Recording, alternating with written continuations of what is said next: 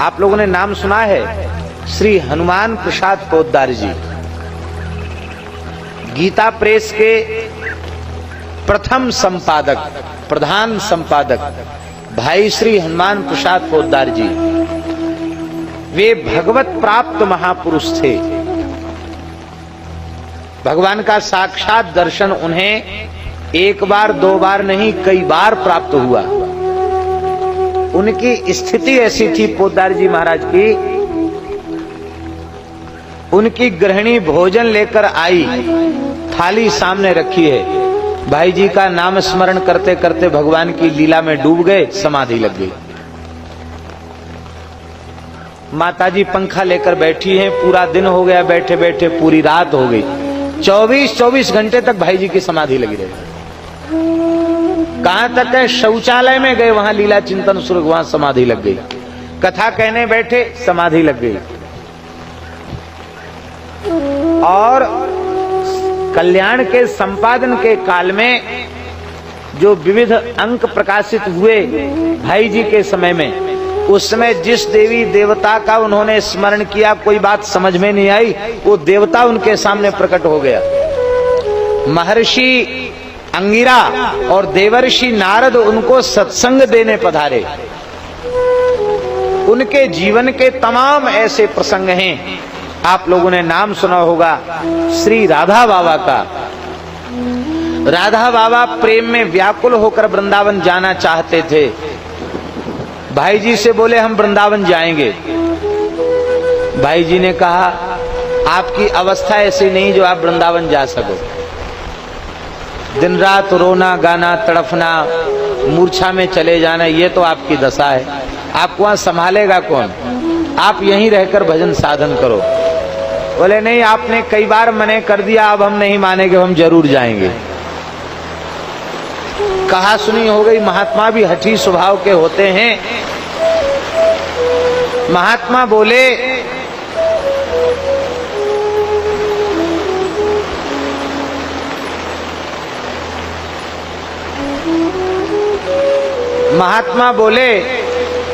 जितने लोग बैठे हैं उतने लोग तो शांति से सुनो। महात्मा बोले कि आप हमको भेजेंगे नहीं तो क्या हम वृंदावन नहीं जा पाएंगे? पैसा छूते नहीं थे राधा बाबा। आप टिकट नहीं कराएंगे, यही तो करेंगे आप। किसी व्यक्ति को साथ नहीं भेजेंगे, यही तो आप करेंगे। हम पूछ लेंगे वृंदावन किधर है, हम पैदल पैदल चले जाएंगे। भाई जी ने मुस्कुरा कर कहा चलो हम भी देखते हैं आप कैसे जाते हैं, जाके देखिए। रात्रि में श्री राधा बाबा फिर व्याकुल हुए। साक्षात नंद नंदन श्री कृष्ण सामने प्रकट हो गए। अब प्रकट होकर के कहा बाबा रो क्यों रहे हो, वृंदावन के लिए रो रहे हो?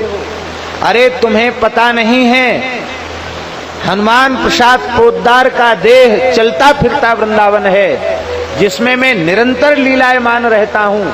युगल का नित्य विहार होता है। हनुमान प्रसाद पोद्दार का हृदय चिद वृंदावन है और उसमें मेरा नित्य विहार होता है। चलते फिरते वृंदावन को छोड़कर वहां जाना चाहते हो? ठाकुर जी कह के अंतर्धान हो गए। अब बाबा ने रोना शुरू किया। रात भर रोते रोते सवेरे गए, भाई जी के निकट गए। भाई जी बाबा को प्रणाम करते थे क्योंकि वे गृहस्थ थे, वैश्य थे, और बाबा दंडी सन्यासी थे, विप्र शरीर था, इसलिए वो प्रणाम करते थे। बोले भाई जी अब आप प्रणाम मत करें। क्यों? बोले अब समझ में आया लोग आपको महाराज क्यों कहते हैं। लोग श्री पोद्दार जी को कहते थे श्री पोद्दार महाराज। आपको लोग महाराज क्यों कहते, आज समझ में आ गया। आप महान राज छिपाकर बैठे हैं, इसलिए आपको लोग महाराज कहते हैं।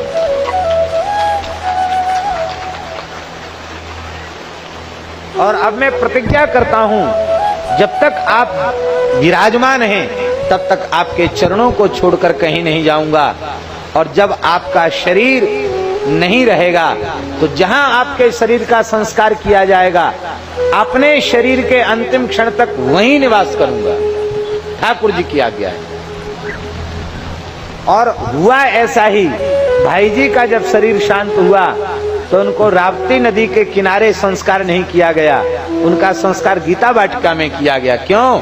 सब लोगों ने विचार किया, भारतवर्ष की इतनी बड़ी विभूति श्री राधा बाबा, वो स्मशान में जाकर के झोपड़ी बना के रहे, ये ठीक नहीं है।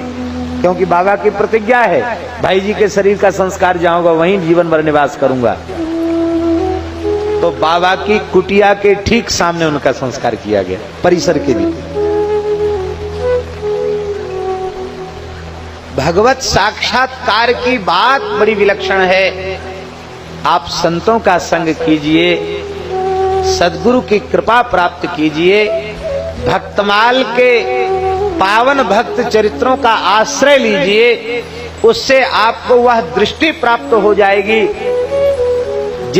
जो दृष्टि यह पहचानने में समर्थ होती है अमुक संत भगवत प्राप्त संत है।